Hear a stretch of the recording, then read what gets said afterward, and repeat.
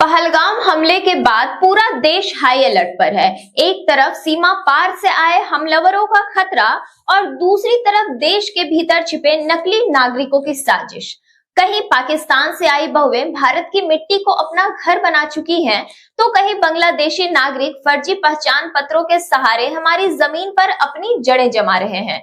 अब झारखंड के हजारीबाग से सामने आई है एक चौंकाने वाली खबर, जहां दो पाकिस्तानी बहुएं और दर्जनों भर बांग्लादेशी अवैध रूप से बसने का खेल खेलते पकड़े गए हैं। ये महज एक इत्तेफाक नहीं है, यह भारत की आंतरिक सुरक्षा में लगी एक खतरनाक सेंध है।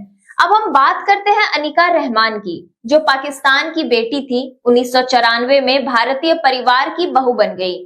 उनका वीजा 2014 में खत्म हो चुका, लेकिन अब तक रेन्युअल के इंतजार में फाइलें सरकारी टेबलों पर धूल खा रही हैं। वहीं फातिमा तंजिम हजारीबाग बारी कॉलोनी की निवासी हैं। 2010 में शादी करके भारत आई। उनका वीजा 2021 में खत्म हुआ और रिन्युअल अभी तक पेंडिंग है। ये एक बड़ा सवाल उठता है, आखिर अनिका रहमान का वीजा 2024 में खत्म हो गया था और आज 2025 है, यानी पूरे 11 साल से वो हजारीबाग की जमीन पर बिना वैध दस्तावेज के रह रही हैं। तो यहाँ सवाल उठता है, जब आम भारतीय नागरिक को भी हर दस्तावेज दुरुस्त रखना पड़ता है, तो एक विदेशी महिला, वो भी पाकिस्तान मूल की, कैसे बिना वीजा के भारत में 11 साल तक रह सकती हैं? क्या ये सुरक्षा में सबसे बड़ी चूक नहीं है? क्या ये सिस्टम की नाकामी नहीं है, या फिर कानून की आंखों में धूल झोंककर देश के भीतर एक खतरनाक साजिश बुनी जा रही है? पहलगाम हमले के बाद केंद्र सरकार ने साफ संदेश दिया, पाकिस्तानियों को देश छोड़कर जाना होगा, और इसी आदेश के बाद हजारीबाग पुलिस हरकत में आई।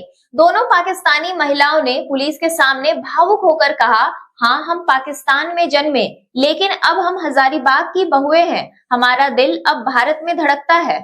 इतना ही नहीं, हजारीबाग से 1 दर्जन बांग्लादेशियों की भी पहचान हुई है, जो जयप्रकाश नारायण केंद्र कारा के डिटेंशन सेंटर में बंद थे। लेकिन खबर है कि इनमें से 3 बांग्लादेशी फरार हो गए हैं। पुलिस और इंटेलिजेंस टीम अलर्ट पर है, तलाशी अभियान तेज कर दिया गया है। लेकिन सवाल यही खत्म नहीं होता है। क्या आपको याद है सीमा हैदर? जी हाँ, वही सीमा हैदर जो पाकिस्तान से अवैध रूप से भारत आई, ग्रेटर नोएडा में एक भारतीय युवक से शादी की और अब यही रह रही हैं।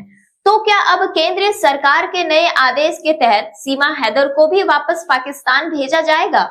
क्योंकि अगर कानून सबके लिए बराबर है, तो फिर चाहे झारखंड की पाकिस्तानी बहुएं हो या यूपी की सीमा हैदर, हर अवैध घुसपैठियों पर कार्रवाई क्यों नहीं? झारखंड हो या बंगाल, असम हो या बिहार, देश के कोने कोने में बांग्लादेशी घुसपैठ बड़ी समस्या बन चुकी है। ये घुसपैठिए न सिर्फ भारत की आंतरिक सुरक्षा के लिए खतरा है, बल्कि जनसंख्या असंतुलन, संसाधनों पर दबाव और स्थानीय रोजगार पर भी गंभीर असर डाल रहे हैं। बांग्लादेशी घुसपैठियों के नेटवर्क ने कई इलाकों में फर्जी कागजात के दम पर पहचान पत्र भी हासिल कर लिया है।